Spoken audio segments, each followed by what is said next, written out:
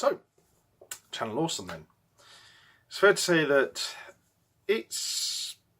been a tricky few weeks for the people working at this once mighty multimedia network, and their online media platforms and YouTube channels are still getting fairly good viewership as of this recent change to the channel movement that sprang up around, shall we say, the really bloody bad controversy surrounding how the company has, at least in recent times, been mismanaged or maliciously run by the big wigs up top at the company, to the extent that many of the most popular mid-tier and small-tier content creators have basically just up and left the site, and not without good reason, of course. But is it anything that could have been avoided? I mean, there was, of course, this several dozen page document released by some of the previous workers at Channel Awesome, or as it was previously known, that guy with the glasses, on the internet recently that was quite revealing about how poorly the whole situation has been run for several years now. But I would say, if you do go out of your way to view this document, and I would recommend people do because it does have some very interesting information and accusations in it,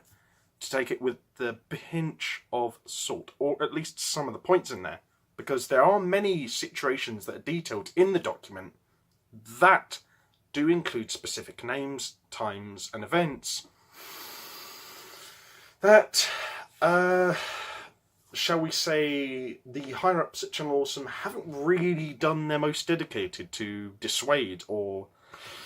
argue against the legitimacy of. But then on the flip side, in this document, there are also some events and some accusations that are kind of just based on,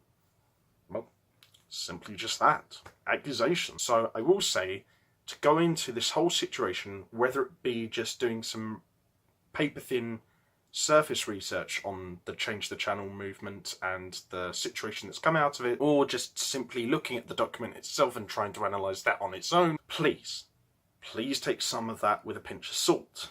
And if I could also make another plea, I would also firmly and can people stop abusing the lower downs and the people who are just the average everyday grunts and content creators who are still associated with Channel Awesome. Granted, many of the content creators and people who have left the company have done so for very good reasons, but the people who have stayed there have also done it for good reasons.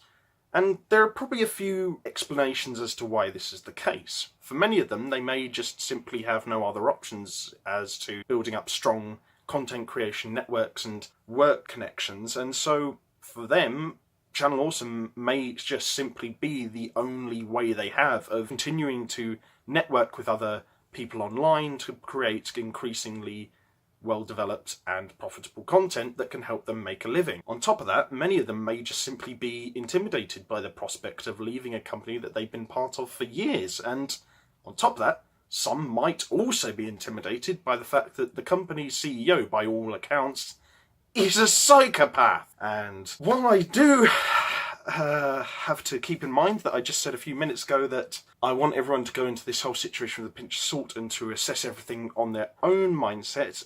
while taking in the information from other people such as myself and the several dozen page document that was released recently, it's hard to deny that some of the behaviour detailed of the current CEO of Channel Awesome is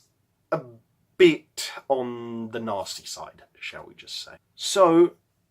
generally speaking, I would say that just do not, and please do not harass or abuse anyone working at the company, even the higher-ups. They will just feel more vindicated and entrenched in their beliefs and their behaviour if they get responses that amount to just verbal abuse, and the people who are leaving the company or who are willing to stay with the company through a turbulent time as this will just feel horrible that they're being abused for their decisions to either leave or stay. They've got their own reasons for doing it. Let them just do it. And if they have their own reasons for leaving or staying, that's their choice. Now, the other point that I did think of, actually, in regards to this situation that I do feel deserves some attention is that surely there was some way that the most widely regarded content creator associated with Channel Awesome, as in Doug Walker, the creator of The Nostalgia Critic, could have done a little bit more to help remedy the situation, or at least take the edge off of the fact that his company that he helped to create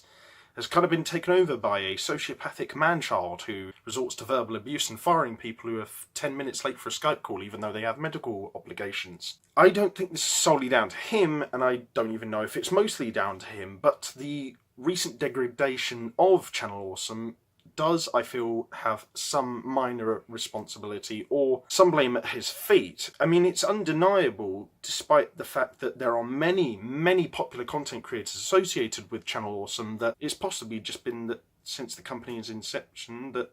the Nostalgia Critic is the company's most popular series and popular character, and as a result he has a certain figurehead sort of position at the company, at least with its core audience and potential wider audience as well. I'm of course talking about Doug Walker, the actual actor. I don't know if maybe it was just simply out of hopefulness or just a willing need to delegate the responsibility of running the company that he helped originally set up in the late 2000s to someone else, but surely with the creative influence and figurehead persona that he had as easily Channel Awesome's most popular content creator, he could have at least just tried to lend an ear to the current CEO in order to maybe dissuade him from undertaking some of the more, shall we say, unsavoury decisions in regards to the running of Channel Awesome in recent years. Or, hell, just over the course of its whole run. I mean, just look at the 4 main celebration movies that was created by multiple Channel Awesome creators. In some cases, weren't even considered for medical obligations and personal health considerations, and in even a few cases were actually injured on set and then weren't reimbursed for the cost of their medical bills. It's just a messy situation, isn't it, really? I mean, it's one of those things that just forces old Uncle Kitbag to drink. In theory, in parts, not entirely, of course. But the question remains, I guess, at the end. Is the company worth saving? And can it be saved? Me personally, I'd like to see the company be saved. It contains many content creators, or at least has produced content creators that I have enjoyed many times over the years, such as Linkara, Nostalgia Critic, Bennett Sage, Cinema Snob, Obscurus Looper, and that's just to name a few. And through them, I've also searched and found many other content creators who aren't directly associated with Channel Awesome. And on top of that, like I said earlier, there are still a number of people who are relying on the network to build up a good career and a consistent, sustainable livelihood. So I would like to see the company stay afoot and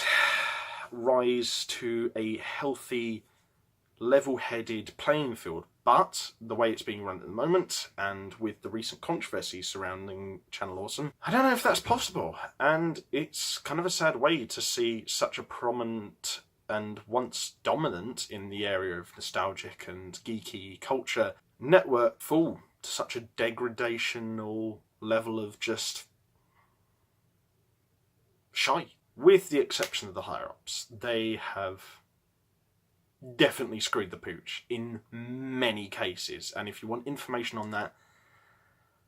I'll leave a link to some of the videos I have watched in regards to research for this video in the video description below, so please check them out and see what you think of the situation for yourself. Don't just take mine and other content creators' words for it who are talking about this subject. Please, by all means, research it, watch as many videos as you can, or read as many documents as you can on the topic, and then confirm your own suspicions and your own conclusions from that. Well, I mean, I was hoping this first episode, or first kind of my thoughts video on this channel, would be a bit more light-hearted, and there will probably be videos in the future that are possibly quite serious, but generally speaking, while I'm going to try and cover a range of moderately serious topics on this channel,